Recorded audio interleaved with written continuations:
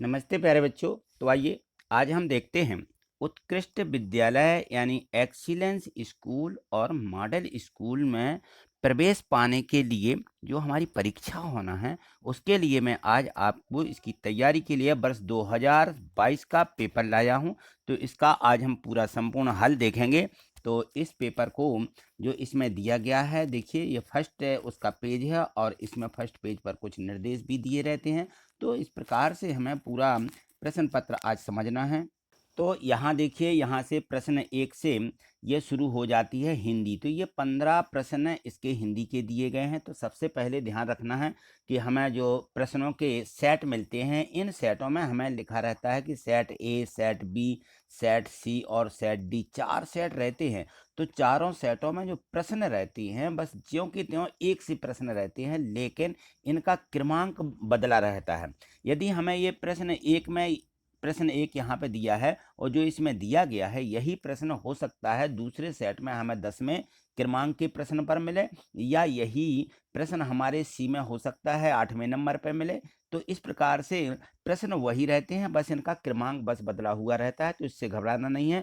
पहले लेकिन हमें जो हिंदी दी है तो पहले हिंदी दी जाएगी, फिर अंग्रेजी दी जाएगी, फिर पर्यावरण, यानी हमारे सब्जेक्ट तो क्रम से मिलेंगे, लेकिन उनके जो प्रश्न हैं उनके क्रमांक बस बदल करके देते हैं, लेकिन प्रश्न ज्यों का त्यों रहता है। तो इस बात का हमें ध्यान रखना है। तो यहाँ देखिए दिया गया है प्रश्न 1 में, हिंदी को राजभाषा के रूप में स्वीकार किया गया। कब किया गया? 14 सितंबर 1949 को। ये जो मैंने रेड से निशान लगा दिए हैं, ये इन प्रश्नों के सही आंसर हैं। बिल्कुल आप इनको 1-2 बार जरूर पढ़ लें। तो अब देखते हैं हम इसमें आगे। यहाँ पे तो यहाँ से ये प्रश्न 4, प्रश्न 5 दिया गया है, प्रश्न 6, प्रश्न 7, इस प्रकार से आप इन सभी प्रश्नों को एक बार अच्छे से पढ़ लेंगे। यहाँ से देखें तो ये प्रश्न 9, प्रश्न 10 दिया है, फिर इसके बाद प्रश्न 11, प्रश्न 12, 13, ठीक है ना। तो इन प्रश्नों को आप जो है एक बार पढ़ लें। तो यहाँ तक हमारी ये हिंदी दी गई थी और इसके बाद दी गई है इंग्लिश। तो ठीक है ना, यहाँ हम देखेंगे, यहाँ से इंग्लिश शुरू होती है। तो यहाँ देखिए, यहाँ से दिया गया है इसमें इंग्लिश में कि इसमें है कि gardening is the best hobby, यानी गार्डनिंग यानी जो हमारा बगीचा रहता है उसको हम बोलते हैं बागवानी। तो बागवानी इज द बेस्ट हॉबी, यानी बागवानी करना एक बहुत अच्छा हॉबी यानी एक अच्छी शौक है। और यहाँ दिया है कि दी अंडरलाइन वर्ड इज, ये देखिए गार्डनिंग के नीचे यहाँ अंडरलाइन दी गई है। तो यह अंडरलाइन किया हुआ शब्द क्या है? यहाँ लिखा हुआ है गेरंड, यहाँ लिखा पार्टिसिपल, फाइनाइट वर्ब या इनफाइनाइट वर्ब, कौन सी ये क्रिया है या क्या है? तो यहाँ ये जो है पार्टिसिपल है। तो यहाँ मैं पार्टिसिपल में इसको बता देना है, ठीक है। यहाँ 17 जो दिया गया है 17वां प्रश्न, यहाँ देखें ही इज, यहाँ लिखा है MBA। तो ध्यान रहे कि कभी भी MBA, MLA इस प्रकार की कोई डिग्री रहती है या ये रहता है तो इसमें हमें हमेशा एन का प्रयोग करना है। तो यहाँ एन हो जाएगा। और यहाँ यहाँ क्वेश्चन है 18वां, देखिए लिखा कि आइडेंटिफाई द करेक्ट स्पेलिंग, जिसकी मतलब शुद्ध स्पेलिंग है वो हमें यहाँ पे टिक करना है कि किसकी है। एकोमोडेट लिखा हुआ है यहाँ पे, एकोमोडेट, एकोमोडेट सब में लिखा हुआ है, लेकिन सही स्पेलिंग किसकी है? तो जिसमें डबल C और डबल M है वो स्पेलिंग हमारी इसमें एकोमोडेट की सही होती है, ठीक है। चलिए अगला प्रश्न देखें। इसमें दिया गया है प्रश्न क्रमांक 19 दिया है। तो इसमें है, यहाँ देखिए क्वेश्चन है 19 में दिया गया है कि दी एंटोनाइम ऑफ ऑप्टेन। ऑप्टेन यानी क्या होता है? ऑप्टेन का मतलब होता है अक्सर, और एंटोनाइम यानी विलोम। तो हमें इस ऑप्टेन का विलोम बताना है। एंटोनाइम यानी विलोम शब्द बताना है। ऑप्टेन, ऑप्टेन का मतलब होता है अक्सर।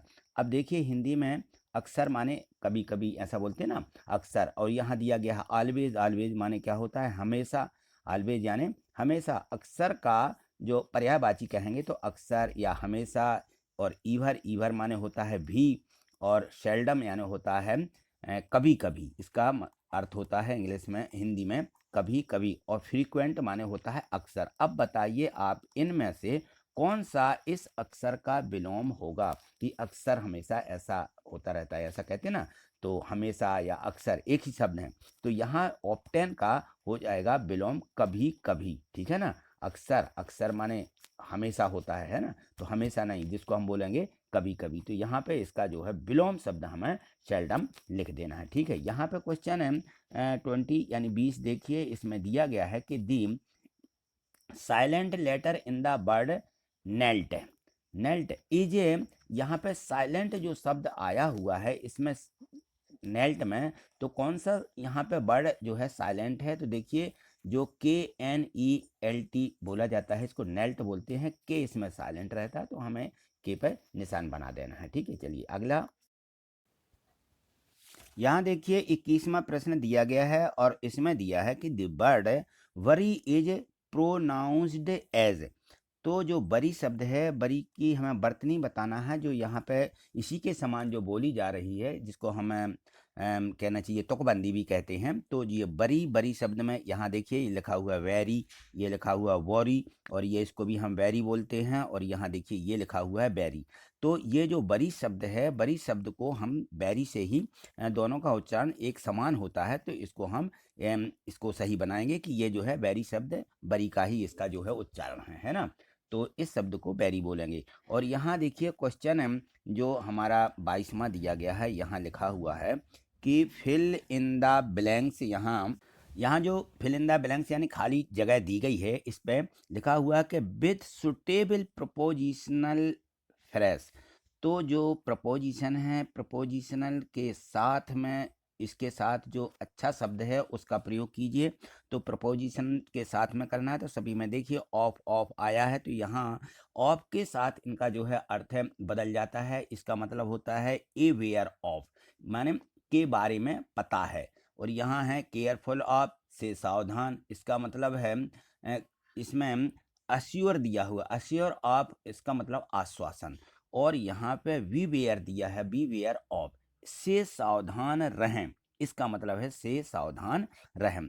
तो यहाँ देखिए क्या होना चाहिए, यहाँ पे ब्लैंक दिया गया और लिखा हुआ है dogs when you inter A strangers place. जब कोई आप किसी अजनबी जगह पर, स्ट्रेंजर्स जगह रहती है, अजनबी जगह है, तो वहाँ जाते हैं तो किससे सावधान रहना चाहिए? लिखा हुआ है डॉग्स, कुत्तों से सावधान रहना चाहिए। तो इसका हो जाएगा वी वेयर, से सावधान रहें। ठीक है, तो यहाँ हम डी वाले ऑप्शन में इसको सही कर देंगे। ठीक है, चलिए यहाँ देखिए। तो यहाँ देखें प्रश्न 23 में इसमें दिया गया है कि ए और यहाँ डेड डैश लग के ऑफ शिप से।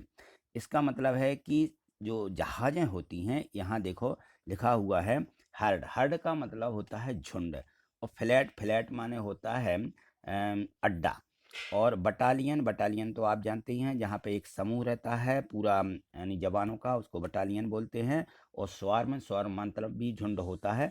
तो अब बताइए ये शिप से और जो रहती हैं ये कहाँ रहती हैं? जहाज़ें जो रहती हैं उस जगह को हम क्या बोलते हैं? उसको क्या बोलते हैं? अड्डा बोलते हैं, यानी फ्लैट। ठीक है ना, तो इसका मतलब हो जाएगा, इसका सही आंसर हो जाएगा फ्लैट। ठीक, यहाँ जो प्रश्न 24 दिया गया है इसको देखिए, यहाँ पर देखेंगे। यहाँ देखिए प्रश्न 24वां दिया है कि वैन डेड काना किसली पार्क कैम इनटू एक्सटेंसेस। तो एक्सटेंस मतलब होता है अस्तित्व में।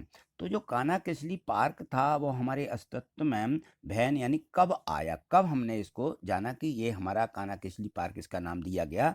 तो ये दिया गया 1955 में, 1955 में। ठीक है, और यहाँ देखिए जो हमारा 25 है यानी 25वां प्रश्न है, यहाँ पे लिखा हुआ है कि I have done the park, I have done the work, मैंने अपना काम कर दिया है। तो इसका हमें बनाना है the passive voice of the sentences. तो इस पूरे वाक्य का हमें जो है पैसिव, एक्टिव से पैसिव, जो हमारा I have done the work ये एक्टिव वॉइस में है और हमको इसका पैसिव वॉइस बनाना है। तो पैसिव वॉइस बनाने में हमें विशेष ध्यान रखना है कि इसमें जो हेल्पिंग वर्ब रहती हैं, सहायक क्रियाएं रहती हैं, ये किस फॉर्म की हैं। तो यहाँ देखें तो ये जो है हमारे प्रेजेंट फॉर्म की हैं, यानी हमारा इसमें वर्तमान काल दर्शा रहा है इसको। तो हम यहाँ पे देखेंगे, यहाँ देखिए लिखा हुआ कि I had done the work, मैंने काम कर दिया था, इसका मतलब यहाँ था हो जाएगा। और यहाँ है, यहाँ है निकल रहा, और इसका मतलब है कि the work has been done by me, मेरे द्वारा काम किया गया है, इसमें है निकल रहा है। और यहाँ देखो the work had been done by me, काम मेरे द्वारा किया गया था, इसमें था आएगा क्योंकि इसमें हैड है। और यहाँ the work was done by me, ये भी हो जाएगा कि मेरे द्वारा काम किया गया था, इसमें था है। तो इसमें हम देखते हैं कि इसके साथ प्रेजेंट टेंस की क्रिया के साथ में हमारी वर्तमान काल की क्रिया है, तो वर्तमान शब्द ही यहाँ रहेगा कि the work has been, has और हैव ये दोनों शब्द किसके हो जाते हैं, हमारे वर्तमान काल के, ठीक है, ये सहायक क्रिया है। तो हम यहाँ पे देखेंगे इसको कि हैज़ बीन बन के यहाँ पे क्रिया आती है हैज़ बीन डन बाय मी, तो इसका सही आंसर बी वाला हो जाएगा, ठीक है। चलिए यहाँ देखें, यहाँ देखिए प्रश्न 26 में दिया गया है कि choose the correct alternative and fill in the blank. यहाँ पे जो खाली स्थान दिया गया है, इस खाली स्थान में हमें सही शब्द चुन करके यहाँ लिखना है। यहाँ है कि no sooner did the boy see the cobra he ran away. तो जैसे ही बच्चे ने कोबरा को देखा, ही रैन अवे वह भाग गया। तो यहाँ कौन सा मतलब यहाँ शब्द आना चाहिए, एज सुन एज मतलब होता है जैसे ही, तो जैसे ही भाग गया। देन माने होता है तब, या यहाँ देखें तो सो माने होता है से, कैन माने सकते हैं, है ना, या सकना। तो यहाँ कौन सा शब्द आना चाहिए, यहाँ आ जाएगा सो, तो वह भाग गया, ठीक है ना। जैसे ही बच्चे ने कोबरा को देखा तो वह भाग गया, इसका मतलब यहाँ सो निकलता है, ठीक है ना। और यहाँ देखें जो हमारा प्रश्न है 27वां दिया गया है कि यहाँ पे लिखा है ही प्रेफर्स कॉफ़ी, और यहाँ लिखा हुआ है टी, कि वह कॉफ़ी पसंद करता है, और यहाँ टी है, तो इसका मतलब क्या होना चाहिए, फार माने के लिए, देन माने से या तब भी होता है, और यहाँ पे देन लिखा हुआ है, तो इस देन का मतलब तब है, इसका मतलब से ऐसा मान सकते हो, और टू माने होता है से, तो यहाँ आ जाएगा he prefers coffee to tea, वह चाय से ज़्यादा काफ़ी पसंद करता है, टू टी यानी चाय से ज़्यादा काफ़ी पसंद करता है, तो इसका अर्थ यह हो जाएगा। यहाँ देखिए प्रश्न आगे देखें तो 28वां प्रश्न दिया गया है, इसमें लिखा हुआ है कि रिजल्ट मीन्स, रिजल्ट यानी होता है, इसका अर्थ होता है सरसराहट, क्या सरसराहट, सरसराहट आप जानते हैं, जैसे जब कोई आवाज़ आती है तो उसको हम सरसराहट बोलते हैं, उस आवाज़ को। तो यहाँ लिखा हुआ है कि a light sound like leaves moving together, और यहाँ लिखा है ये रोयरिंग साउंड, ये कैरी मेड बाय चाइल्ड और dog, a dog, none of the, या इनमें से कोई नहीं। तो यहाँ देखिए ये लिखा कि light sound like leaves moving together, यानी इसका मतलब है कि एक हल्की सी आवाज़, जैसे ही जो हमारे पत्ते रहते हैं सूख जाते हैं, तो उनमें से एक हल्की सी उनकी आवाज़ आती है, क्या उसको हम बोलेंगे रिजल्ट, या रोरिंग साउंड, या गर्जना जो होती है, गर्जन, है ना, जैसे मान लीजिए बादल गरजते हैं उस आवाज़ को, या फिर कह सकते हैं कि शेर दहाड़ता है उस आवाज़ को, या क्राई मेड बाय चाइल्ड, बच्चा चिल्लाता है उस आवाज़ को हम सरसराहट बोलेंगे, या डॉग की आवाज़ को, कुत्ते की आवाज़ को हम सरसराहट बोलेंगे। तो इस प्रकार से इसमें लिखा हुआ है, तो इसमें आ जाएगा a light sound like leaves moving together, यानी एक हल्की सी आवाज़, जब पत्तों की एक सरसराहट की आवाज़ आती है उसको हम क्या बोलते हैं, या सरसराहट बोलते हैं, ठीक है ना। तो इसमें हमें पहले ही इसमें सही कर देना है कि पहले वाला इससे रिजल्ट से बिल्कुल मिलता जुलता हुआ शब्द है, ठीक है। चलिए आगे देखिए, यहाँ देखिए प्रश्न 29 में दिया है कि identify the part of speech of the underline word. यहाँ पे जो अंडरलाइन वर्ड दिया गया है, ये शब्द दिया गया है, इसके भाग को क्या करना है, आइडेंटिफाई करना है, पहचानना है। तो यहाँ लिखा हुआ है she wrote the to me yesterday, she wrote, wrote यानी लिखा, राइट रोट और रिटर्न ऐसा चलता है ना, तो ये सेकंड फॉर्म हो जाएगा, उसने मुझे लिखा यस्टरडे, कल उसने मुझे लिखा था, ऐसा इसका अर्थ हो जाएगा। तो अब हमें बताना है कि यस्टरडे क्या नाउन है, कि प्रोनाउन है, कि एडजेक्टिव है, कि एडवर्ब है। तो ये क्या है, क्रिया विशेषण है, यानी एडवर्ब है, हम इसको क्या मानेंगे, ये एडवर्ब है, ठीक है ना।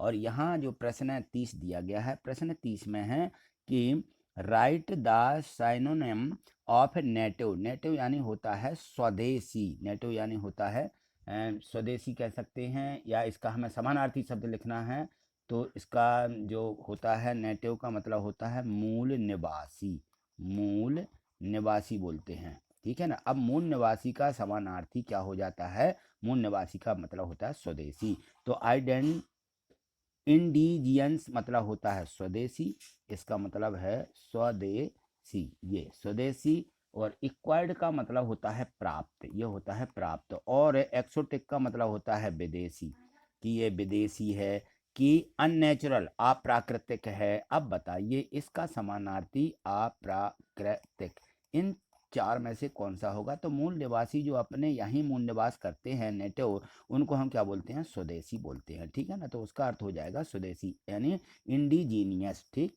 इसका ये हो जाएगा। तो यहाँ 30वें प्रश्न तक हमें इंग्लिश दी गई थी। अब इसके बाद हम देखते हैं इसमें, तो इसमें यहाँ से पर्यावरण दी गई है 31वें प्रश्न से। तो ये जो 31वां प्रश्न है, पर्यावरण को स्वच्छ रखने में 5 आर सिद्धांत में कौन सा शब्द शामिल नहीं है? तो उपयोग कम करिए यानी रिड्यूस, इसका मतलब हो जाता है। तो ये सभी प्रश्न जो हैं इसमें 31 से लेकर के 32 है, 33 है ना। तो ये सभी प्रश्न आपको इसमें दिए गए हैं और सही इसमें निशान लगे हुए हैं। तो आप इनको जो है एक दो बार पढ़ लीजिए। 33 प्रश्न के बाद यहाँ देखें तो ये 34वां प्रश्न है। 34 के बाद ये देखिए ये 35वां प्रश्न आ जाता है और ये हमारा ये 36वां प्रश्न यहाँ पे दिया गया है। तो इस 36वें प्रश्न में देखें कि पदार्थों के विगलित होकर खाद में परिवर्तन होने की क्रिया कंपोस्टिंग कहलाती है, ये है इसमें।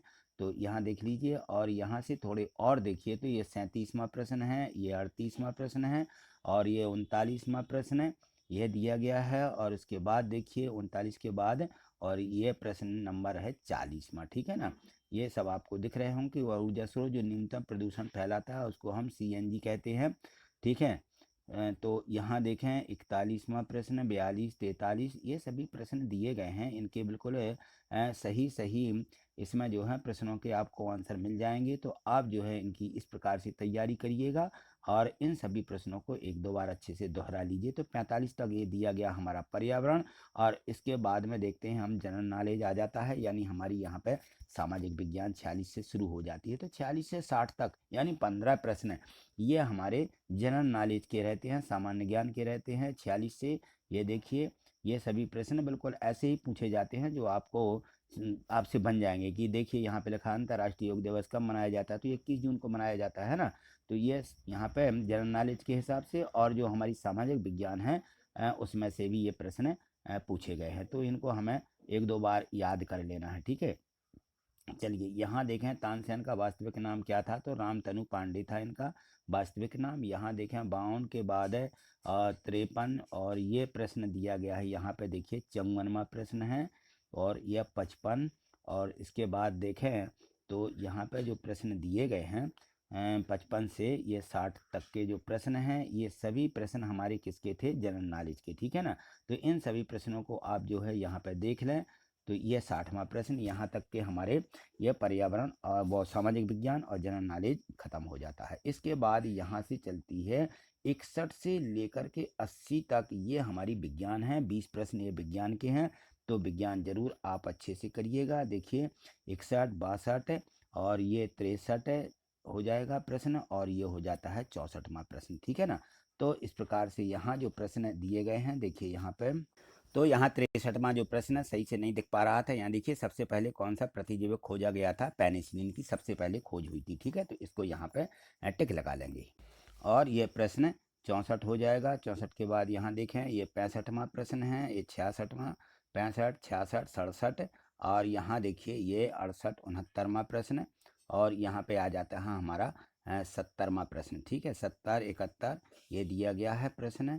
तो ये सभी प्रश्न आपको जो है सभी प्रश्नों को अच्छे से याद कर लेना है, क्योंकि इसी प्रकार के प्रश्न जो हैं हमारे इसमें एक्सीलेंस में, यानी हमारा जो मॉडल स्कूल और एक्सीलेंस उत्कृष्ट विद्यालय है उनमें ये प्रश्न बार बार पूछे जा रहे हैं। कुछ ऐसे ही प्रश्न हैं तो आप इनको ज़रूर एक दो बार पढ़ लीजिए। तो आप इसमें जो हमारी ये परीक्षा होने वाली है इसमें आप निश्चित ही पास हो जाएंगे। तो यहाँ तक दी गई थी हमारी विज्ञान और 81वें प्रश्न से हमारी यहाँ पे देखिए गणित शुरू हो जाती है।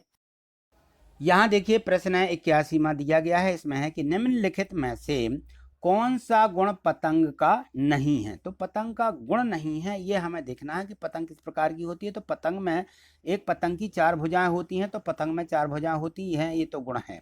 और इसमें समान लंबाई की संलग्न भुजाओं के 2 अलग अलग जोड़े होते हैं। तो जो पतंग होती है, पतंग किस प्रकार से बनती है? पतंग ऐसी बनती है इस प्रकार की पतंग होती है। तो देखिए ये समान लंबाई के जो हैं ये दो जोड़े होते हैं, तो बी वाला गुण भी होता है।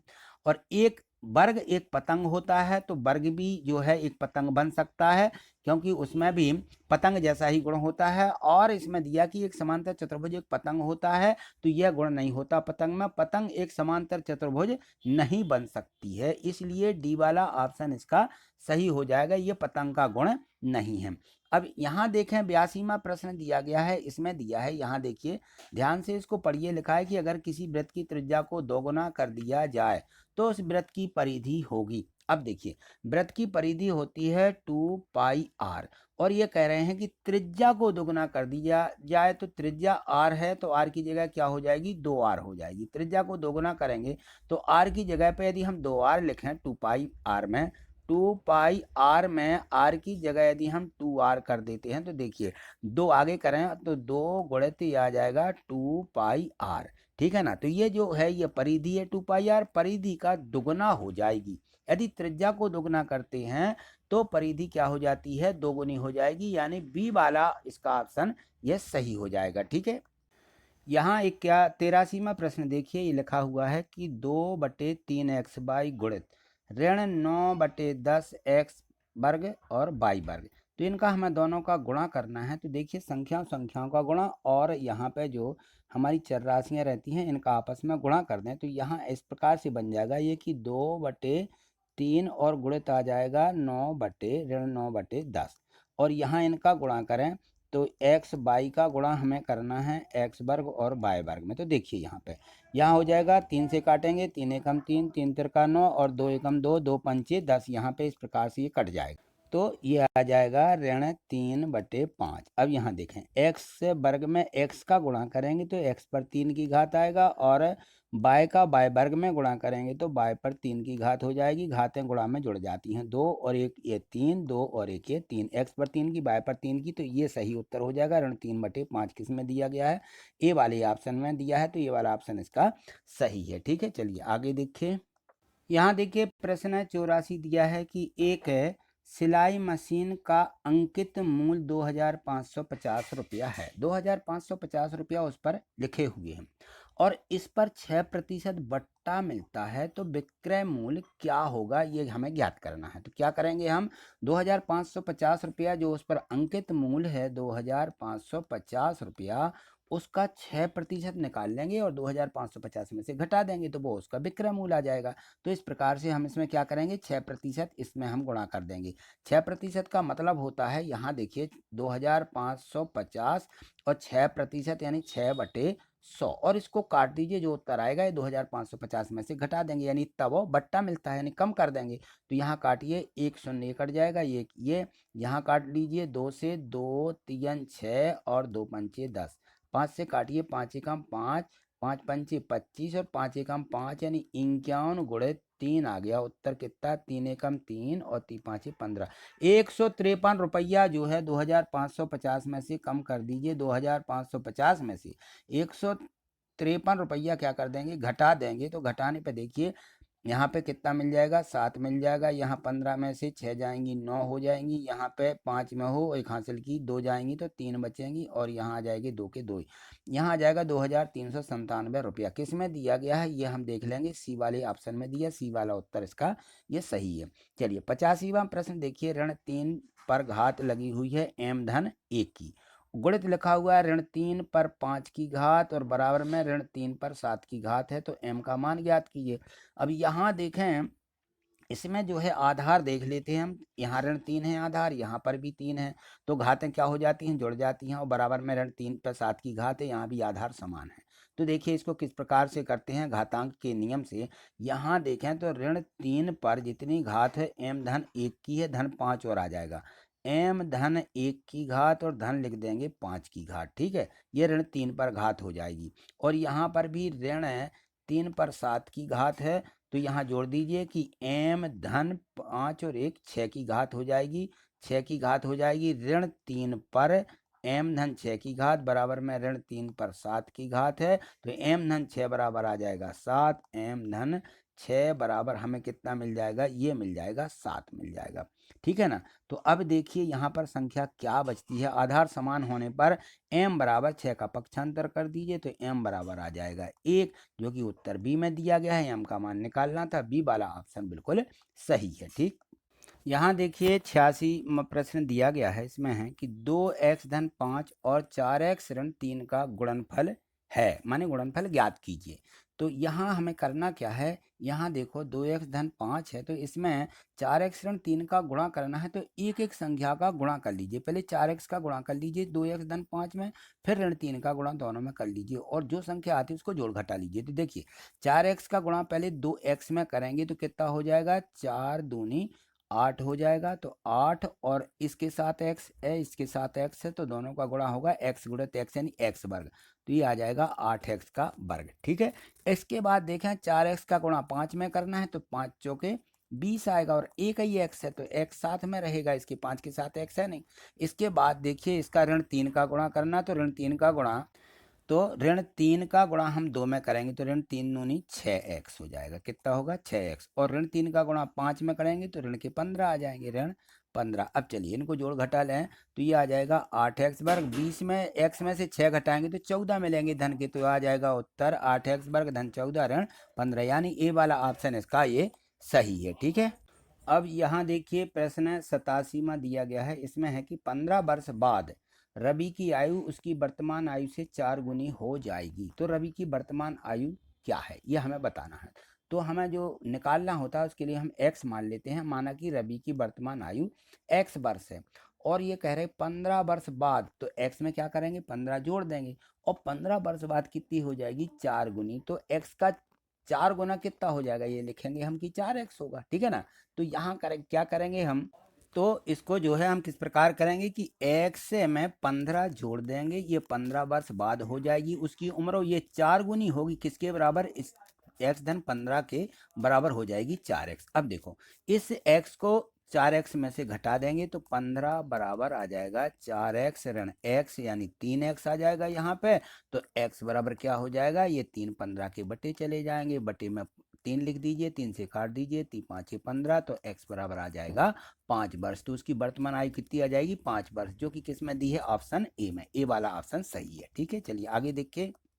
यहाँ देखिए 88वां जो प्रश्न दिया इसमें है कि यदि किसी चतुर्भुज के कोणों का अनुपात 1:2:3:4, ये अनुपात में लिखे हुए हैं, इस अनुपात में है, तो उनके कोणों की मापें होंगी, सभी कोण हमें ज्ञात करना है।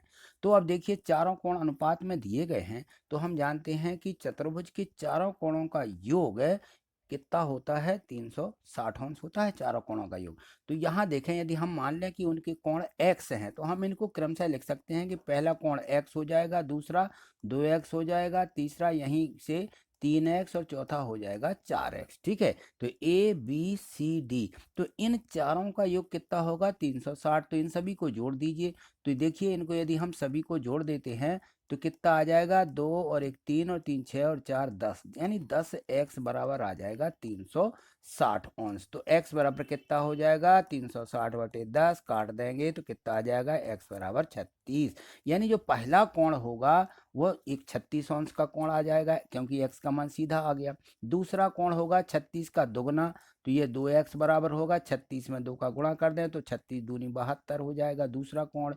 तीसरा कोण क्या होगा, इसमें 3 का गुणा करें तो 36 तिया कितना हो जाएगा 108 हो जाएगा, और चौथा कोण दिया 4x, तो 4x 4 का गुणा करेंगे तो 144 हो जाएगा, 36 चौके 144, तो ये कोण निकलेंगे 36 72 108 और 44 किसमें दिए गए हैं, ये दिए गए बी वाले, बी वाला ऑप्शन इसका सही है। ठीक, अब 89वां प्रश्न देखो, इसमें है कि 27 पर करनी घात 5 है, इसकी घातांकीय रूप में इसको लिखना है। तो यहाँ देखें जो 27 पर करनी लगी होती है, 27 के गुणनखंड हम यदि तोड़ लेते हैं तो 3 3 नाम 27, फिर 3 का भाग लगाएंगे, 3 तिरका 9 और यहाँ आ जाएगा 3, यानी 3 पर कितने की घात आ रही है 3 की।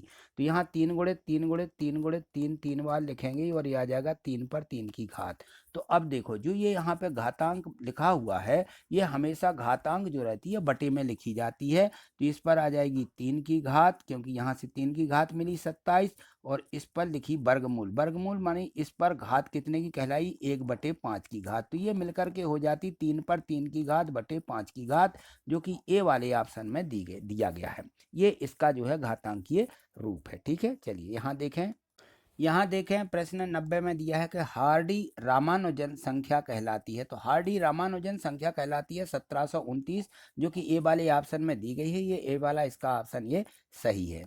यहाँ देखिए प्रश्न 91वां दिया गया है कि 10,500 रुपये मूल्य की एक मशीन का 5% की दर से अवमूल्यन होता है। एक वर्ष बाद इसका मूल्य क्या होगा? तो एक वर्ष बाद किस तरीके से अवमूल्यन हो रहा है? 5% की दर से, यानी एक वर्ष में 5% अवमूल्यन हुआ, यानी कम हो गया है। तो उसका मूल्य क्या होगा? तो देखिए 10,500 दिए हैं, तो सीधे आप लिख सकते हो कि 10,500 का कितना 5%, तो इसमें 5% लगा दें, सीधा 5/100 आ जाएगा और इसको काट दीजिए तो कितना आ जाएगा? यहाँ पे 5 का गुणा करें 105 में तो 5 पंचे 25 और 5 एकम 5, 525 रुपया कम हो जाएगा। किससे? 10,500 से। 10,500 में से 10,500 में से 525 को क्या करिए? घटा दीजिए, ये कम हो गया। तो एक वर्ष बाद कितना मूल्य हो जाएगा उसका? यहाँ घटाएंगे तो यहाँ 10 शून्य के माने 10 में से 5, यहाँ पे 5 मिलेंगी, यहाँ पे 10 में से 3 जाएंगी तो यहाँ पे 7 मिल जाएगा, या 9 में से 2 जाएंगी तो 7 मिल जाएगा। यहाँ पे हासिल लगा लें तो 15 में से यहाँ पे 6 जाएंगी, 9 मिलेगा, और यहाँ पे 9,975 रुपया उसका मूल्य हो जाएगा, जो कि ए वाले ऑप्शन में दिया गया है। ठीक है, ये उसका उत्तर होगा। चलिए 92वां प्रश्न देखो, इसमें दिया है 92वें प्रश्न में कि 4 सही 29/49 का वर्गमूल ज्ञात कीजिए। तो इसको किस प्रकार से करेंगे? 4 सही है तो 4 का 49 में गुणा कर लें, तो 4 का 49 में 4 का गुणा करेंगे और 29 जोड़ देंगे तो कितना आ जाएगा? 4 नाम 36, 6 हासिल आएंगी, 3 4 चौके 16, 3 19, 196 में 29 जोड़ दीजिए तो कितना आ जाएगा? 9 6 15 और 9 2 11 1 12 की 2 हासिल है 1, 225 बटे कितना आ जाएगा? 49। तो 225/49, यानी 225 का वर्गमूल क्या होता है? 7 का वर्गमूल क्या होता है? ये बस निकालना। तो 49 का वर्गमूल होता है 7, 225 का यदि नहीं याद है तो ये निकाल लें। 15 का होता है तो यहाँ पे हम सीधे सीधे निकाल सकते हैं। 3 का 30 आते 21, 3 5 15, फिर 3 का भाग दे देंगे, यहाँ आ जाएगा 25 और यहाँ आ जाएगा 5 5, और यहाँ पे हम सीधा निकाल लें तो आ जाएगा कितना? 5 5 एकम 5, तो कितना आ जाएगा? यहाँ पे 2 2 के जोड़े बनाएंगे तो 3 गुणे 5 यानी 15। ठीक है ना, तो कितना आ जाएगा? 15/7 ये आ जाएगा उसका वर्गमूल, जो कि ए वाले ऑप्शन में दिया गया है। ठीक है, चलिए आगे देखिए। यहाँ प्रश्न 93 में है कि 3 लगातार पूर्णांकों का योग 51 है। वे पूर्णांक क्या है? वे पूर्णांक हमें ज्ञात करना है। तो जो लगातार दिए रहते हैं, तो लगातार वाली संख्याओं के पूर्णांकों को हमेशा क्रमशः इस प्रकार से मानेंगे। x, पहली को x मानेंगे, दूसरी x धन 1 होगी और तीसरी x धन 2 होगी। ये क्रमशः पूर्णांक हमारे होंगे। तो इन सभी का हमें जोड़ कर देना, योग कर देना है और बराबर में 51 लिख देना है। तो देखिए यहाँ पे इनको जोड़िए, तो हम इनको जोड़ेंगे, यहाँ धन लगा दें सभी में, तो x x और x 3x हो जाएंगे, 3x धन 2 और 1 हो जाएगा 3, और बराबर में लिख दीजिए 51। ठीक है, और 3 का पक्षांतर कर दें तो 3x बराबर होगी 51 में हो 3 घटा दीजिए तो बचेंगे 48, और x बराबर आ जाएगा 48/3। 3 से इसको काट दें तो कितना आ जाएगा? 3 एकम 3 और 3 6 18, तो x बराबर आ जाएगा 16। x का मान 16 आ जाएगा तो पहली संख्या तो x यानी 16 ही होगी। 16 से एक अधिक यहाँ पे तो 17 हो जाएगी, यानी 16 होगी, एक 17 होगी, और इसमें 16 में 2 जोड़ेंगे तो एक 18 होगी, जो कि ऑप्शन ए में दिया गया है। ए वाला उत्तर इसका सही हो जाएगा। ठीक है, यहाँ देखें अगला। यहाँ देखिए प्रश्न है जो 94 में दिया गया है। 94 में है कि एक समांतर चतुर्भुज का क्षेत्रफल, समांतर चतुर्भुज दिया गया है, उसका क्षेत्रफल है 4,608 वर्ग सेंटीमीटर। यदि इसका आधार 36 सेंटीमीटर हो तो ऊंचाई ज्ञात कीजिए। तो देखिए समांतर चतुर्भुज का क्षेत्रफल क्या होता है? आधार गुणित ऊंचाई होता है। ठीक है ना, तो इसमें आधार दिया गया है यानी 36, और क्या निकालना? ऊंचाई निकालना, तो ऊंचाई निकलेंगे और बराबर में आ जाता है क्षेत्रफल। तो 4,608 और ऊंचाई ये है, तो यहाँ 36 क्या आ जाएंगे? बटे में आ जाएंगे, ऊंचाई यहाँ पे ऊंचाई निकल आएगी, 36 बटे में लिखें और सीधा काट दें इसको, 6 से काट दीजिए, 6 6 36 और 6 7 42, कितनी मिल जाएंगी? यहाँ पे 4 और 4 मिल जाएंगी, 6 6 36, 4 और 6 8 48, और 6 से फिर से काटें तो 6 एकम 6, 6 एकम 6 बचेगी 1, 6 दूनी 12 और छः दूनी 12 और 4 6 8 48 128 आ जाएगी। इसकी ऊंचाई कितनी आ जाएगी? 128 किस में दी? सी वाले ऑप्शन में दी है, जो कि ये इसकी ऊंचाई है। ठीक है, देखिए 95 में प्रश्न में इसमें है कि निम्नलिखित में से कौन सी संख्या पूर्ण घन नहीं है। तो यहाँ देखो इसमें दिया गया है 2197 दिया, 1331 दिया गया है और 343 529 ये दिए गए। तो कौन सी संख्या पूर्ण घन नहीं है? तो यहाँ देखो हम इनके घन निकाल लेते हैं कि 2197 दिया गया है। तो देखिए 2197 में यदि 2 का भाग जाए नहीं जाएगा, 2 का नहीं जाएगा, 3 का भी नहीं है विभाजिता, 5 की नहीं है, 7 की नहीं है, 11 की भी नहीं है, तो ये सीधी 13 की विभाजिता है। 13 इसमें दे देंगे, 13 एकम 13, यहाँ बच जाएंगी 8 हो जाएंगे 89, 13 छः 78 बचेंगी 11, 117 हो जाएंगी, 13 नम्बर 117 और यहाँ 13 का फिर लगाएंगे तो 13 13 में 169 होते हैं और आ जाएगा 13 एकम 13। ठीक है ना, तो ये 13 गुणित 13 गुणित यानी 13 का घन है। तो ये तो 13 का घन है, यानी ये पूर्ण घन है। इसी प्रकार से हम देखें तो ये 1331 भी ये कितने का? 11 का बनता है। तो 11 का हम यदि भाग देते हैं तो 11 एकम 11, यहाँ 2 11 दूनी 22 और यहाँ 11 एकम 11, फिर जाएगा तो 11 11 में 121 होते हैं, फिर 11 का दे देंगे तो ये 11 का घन है। और ये 343 को देखें तो 343 है, ये 7 का होता है, 7 से भाग दीजिए, 7 चौके 28 है, 7 नाम 63, 7 का फिर दे देंगे तो 7 सत्ते 49 और यहाँ तो ये 7 का घन है। ये 529 जो एक ऐसी संख्या है जो किसी संख्या का पूर्ण घन नहीं होती है, अतः इसका डी वाला ऑप्शन बिल्कुल सही है, इसका हम पूर्ण घन नहीं निकाल सकते हैं। ठीक है, चलिए यहाँ देखें आगे। यहाँ देखिए प्रश्न है 96 में, इसमें मैं दिया है कि निम्न में से कौन सी जोड़ी पाइथागोरस त्रिक नहीं है। जो इसमें नहीं है उसको बताना है। तो देखिए पाइथागोरस त्रिक में होता है या पाइथागोरस प्रमेय जो होती है वो है कि कर्ण का वर्ग लंब वर्ग धन आधार वर्ग, यानी एक भुजा का वर्ग दो भुजाओं के वर्गों के योगफल के बराबर होता है। तो इसमें सबसे बड़ी भुजा उसका यदि हम वर्ग करते हैं, देखिए 5 का वर्ग कितना होता है? 25, और यहाँ 4 का वर्ग करें तो 16 और 3 का वर्ग 9, तो 16 9 25 हो जाते हैं, यानी तो पाइथागोरस त्रिक है। इसी प्रकार से इसमें देखिए 4 5 6, तो 6 6 36, 5 5 25 और 16 जोड़ते हैं तो ये ज़्यादा होते हैं और 36 कम रहते हैं। तो ये बी वाली जो संख्या है ये जो है पाइथागोरस त्रिक नहीं है। सी में देखें तो 10 धाम 100 हो जाते हैं, 8 8 64, 36 64 और 36 100 होते हैं, तो यानी सी पाइथागोरस त्रिक है। और 17 सत्ते कितने होते हैं? 289 होते हैं। 15 15 हम 225 होते हैं। 225 में यदि हम 8 8 64 जोड़ते हैं तो ये भी 289 आएंगे। तो ये भी एक पाइथागोरस त्रिक है, ये भी त्रिक है, यानी कौन सी नहीं है? बी वाला ऑप्शन इसका सही हो जाता है। तो बी वाला ऑप्शन बिल्कुल सही है। ठीक, ये पाइथागोरस त्रिक नहीं है। चलिए 97 में देखो तो वह छोटी से छोटी संख्या ज्ञात कीजिए जिसका 192 में गुणा करने पर गुणनफल पूर्ण वर्ग बन जाए। तो 192 के हम क्या करेंगे? गुणनखंड कर लेंगे। यहाँ देखें 192 के यहाँ गुणनखंडों में तोड़ें, जो संख्या का जो वर्ग नहीं होगा उसकी जोड़ी नहीं बनेगी।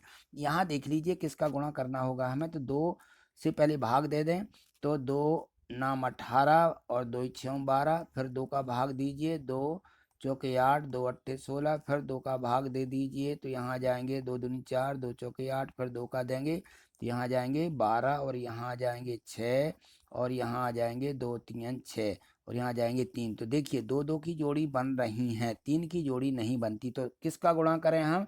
एक 3 का गुणा कर दें यदि कोई 3 का, तो ये पूर्ण वर्ग बन जाएगी, यानी बी वाला ऑप्शन इसका ये सही है। ठीक है, 3 संख्या यहाँ पे निकल के आ रही। चलिए आगे देखिए। यहाँ देखिए प्रश्न है 98 में, इसमें दिया है कि एक व्यक्ति के वेतन में 10% वृद्धि होती है तो उसका नया वेतन 1,54,000 रुपया होता है। तो उसका मूल वेतन बताइए कितना था? पहले कितना था? अब 10% वृद्धि हुई तो 1,54,000 हो गया। तो मूल वेतन हमें नहीं पता है, तो हम क्या मान लेते हैं कि माना वो एक्स है। तो एक्स में कितने की वृद्धि हुई? 10% की। तो x का 10% कितना हो जाएगा? बटे हम 100 लिख देंगे। ठीक है ना, 10 बटे 100 और काट देंगे तो कितना आ जाएगा? x बटे 10। ये वृद्धि हुई किसमें? x में। तो हम इसमें x को जोड़ दें, यदि x में x बटे 10 जोड़ दें, 10% की वृद्धि हो गई, तो ये कितना हुआ? 1,54,000 के बराबर। तो यहाँ 10 और x, 10 एकम 10 और 11 11 x बटे 10 और बराबर आ जाएगा 1,54,000। तो x बराबर क्या होगा? 10 का इसमें गुणा कर दें, 11 का इसमें भाग दे देंगे। तो देखिए तो यहाँ संख्या आ जाएगी x बराबर 1,54,000 में 10 का गुणा करेंगे तो एक शून्य बढ़ जाएगा, या 10 का ऐसा सीधा गुणा लिखते हैं और बटे में आ जाएंगे 11 11 इस प्रकार से, और इसको काट दें 11 एकम 11, यहाँ भी 11 एकम 11 और 11 चौके 44, ठीक है ना। और यहाँ पे कितने शून्य, 3 और 1 4 शून्य आ जाएंगे, यहाँ पे 4 शून्य, ठीक है ना। तो अब देखिए कितनी हो जाएगी उसकी पेमेंट, कितनी थी पहले, 1,40,000 किस में दिया, ए में, तो ये वाला ऑप्शन इसका ये सही है। चलिए 99वां प्रश्न देखते हैं यहाँ। अब यहाँ देखो प्रश्न 99वां जो दिया गया है इसमें है कि दो संख्याओं में एक जोड़ा जाए तो उनका अनुपात 1:2 होता है, और यदि दोनों में से 5 घटाया जाए तो यह अनुपात 5:11 हो जाता है। तो दोनों संख्याएं क्या हैं ये हमें बताना है।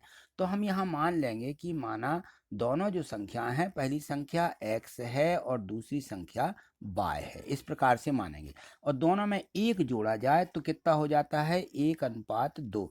यदि हम x में एक जोड़ दें और y में भी क्या जोड़ दें, एक जोड़ दें, तो यह अनुपात कितना हो जाएगा, 1:2 हो जाता है, 1:2 ऐसा लिखेंगे। तो ये भी अनुपात में होगा तो इसको बटे में लिख देंगे कि x धन 1 बटे y धन 1, और बराबर में आ जाएगा 1:2 यानी 1/2 ऐसा।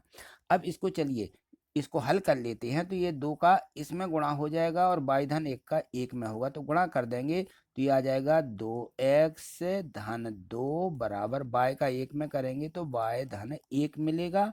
अब y का इस तरफ पक्षांतर, 2 का उस तरफ पक्षांतर करें तो हो जाएगा 2x ऋण y बराबर 1 ऋण 2। अब 1 में से ऋण 2 घटाएंगे तो मिलेगा ऋण का 1, तो ये आ जाता है इसमें। अब अगला देखें, दूसरा दिया गया है कि 5 घटाएं दोनों संख्याओं में से, तो 5 घटाएंगे, जैसा एक जोड़ा है ऐसे ही 5 घटा देंगे और बटे में ही लिख के करें तो x ऋण 5 और बटे में आ जाएगा y ऋण 5, ठीक है। दोनों में से घटाया तो अनुपात 5:11 यानी 5/11 ऐसा लिखना। अब चलिए इनका भी वैसे ही हल कर लेते हैं, 11 का इन दोनों में गुणा करेंगे, 12 5 का 5 में, तो 11 का गुणा करेंगे तो आ जाएगा 11x ऋण 11 पंचे 55, देखिए यहाँ 55 और बराबर में मिल जाएगा 11 का 5 में गुणा करें तो 5 बाय और 5 का 5 में 25 आएगा, ऋण का 25। चलिए अब इस 5 बाय का पक्षांतर होगा तो बन जाएगा 11x और यहाँ आ जाएगा ये बाय 5 बाय और बराबर मिल जाएंगे ऋण के 25 और धन के ये 55, तो 55 25 में से घटा दीजिए तो 11x ऋण 5 बाय और बराबर ये हम यहाँ घटा देंगे तो कितना मिल जाएगा, ये मिल जाएगा हमें धन का 30, ठीक है। ये आ गया। अब इस दोनों को हमें हल करना है, तो यहाँ देखें इसमें 11x हैं, इसमें ऋण के y हैं, तो यदि हम इस संख्या में 5 का गुणा कर लेते हैं तो इसके बराबर हो जाएगी। 5 का गुणा करके देखें इसमें और यहाँ लिखें, यहाँ 5 का गुणा करें तो 5 दूनी आ जाएगा 10x। देखिए किस प्रकार हल करना है, यहाँ 5 दूनी 10x हो जाएगा, यहाँ आ जाएगा ऋण का 5 बाय, ऋण आ जाएंगे 5 बाय बराबर आ जाएगा ऋण का 5। चलिए इस प्रकार से आपको ये बना लेना है और फिर दोनों को जोड़ देना है या घटा देना, ठीक है ना। तो इनको देखिए हम घटाते हैं तो यहाँ ऋण का निशान लगाएंगे तो यहाँ ऋण का है तो ये बन जाता है धन का, और यहाँ देखें तो ये ऋण का 5 है तो ये बन जाते हैं धन के 5। अब ये धन के 5 और ऋण के 5 बाय ये घट जाते हैं और 11x में से 10x घटाएंगे तो मिल जाएगा x और बराबर में मिल जाएगा 30 में 5 जोड़ जाएंगे तो 35 आ जाएगा ये। तो x बराबर कितना मिला, 35, यानी पहली संख्या क्या हो जाएगी 35। तो देखिए 35 किस में दिया है, ए में दी 35 ये, और दूसरी देखिए किस प्रकार से निकालनी है हमें x का मान, हम इस संख्या में यहाँ रख दें, x का मान कितना है ये इसमें रख लेते इस प्रकार से 2x ऋण y बराबर ऋण 1 में, तो यहाँ 2 और x का मान आया 35, यहाँ लिखिए 35 और यहाँ मिल जाएगा हमें ऋण का y और बराबर है ऋण 1। तो 35 दूनी कितने होते हैं 70, एक को इस तरफ ले आओ, यहाँ देखिए सॉरी, एक को हम पक्षांतर करेंगे तो धन का 1 आ जाएगा, बराबर में y उस तरफ जाएंगे तो धन के बन जाएंगे, यानी y बराबर मिल जाएगा 70 और 1 71। तो ये पहले वाला ऑप्शन इसका ये सही हो जाएगा, ठीक है। इस प्रकार से इसको हल करना है। हालांकि ये जो प्रश्न 99वां दिया गया है ये कक्षा 8वीं के लेवल का नहीं है, ये कक्षा 10वीं का प्रश्न है, सीधा सीधा है। ये इस प्रकार का प्रश्न को जो है 8वीं की इस परीक्षा में नहीं रखना चाहिए था। चलिए देखते हैं आगे।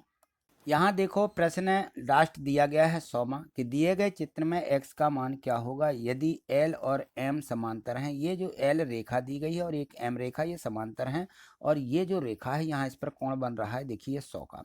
तो यहाँ हम जानते हैं कि कोई भी एक रेखा होती है तो ये जो रेखा है इस प्रकार से सीधी रेखा ये जो कोण बनते हैं यहाँ पर ये संपूरक कोण होते हैं यानी ये 110 का है। तो यहाँ हम कितना जोड़ें कि दोनों का एक सरल रेखीय कोण बना रहे हैं तो 180 अंश का कोण बनाते हैं।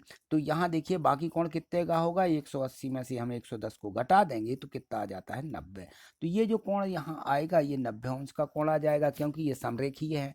तो अब यहाँ देखें तो ये जो कोण बनेगा यहाँ पे ये जो x का मान हो जाएगा इसका मान भी 90 होगा क्योंकि ये यहाँ पे एकांतर कोण बना रहे हैं। एकांतर कोण बराबर होते हैं इसलिए ये जो x अंश है ये x का मान कितना हो जाएगा 90 हो जाएगा। तो ये सी वाले ऑप्शन में ये दिया गया है कि ये 90 अंश है। ठीक है, चलिए आज इतना ही। मुझे पूर्ण विश्वास है कि जो प्रश्न दिए गए थे ये आपको पूर्ण रूप से इनके हल समझ में आ ही गए होंगे।